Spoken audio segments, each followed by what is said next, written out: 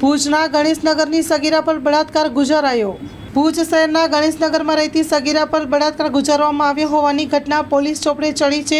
મધ્યપ્રદેશના બલરામસિંહ મહેશસિંહ ઠાકુર નામના શખ્સે સગીરાને પ્રેમ જાળમાં ફસાવી તેને કાયદેસરના વાલીપણામાંથી ભગાડી ગયો હતો। લગ્ન કરવાના ઈરાદે મધ્યપ્રદેશ લઈ જઈ ત્યાં બળજબરીથી શરીર સંબંધ બાંધવામાં આવ્યો હતો। ભુજમાં ઘરે બળાત્કાર ગુજારવામાં આવ્યો હોવાની હકીકત ફરિયાદમાં જણાવવામાં આવી છે। એ ડિવિઝન પોલીસે આરોપી સામે પોક્સો સહિતની કલમ તળે ગુનો નોંધીને વધુ તપાસ હાથ ધરી છે।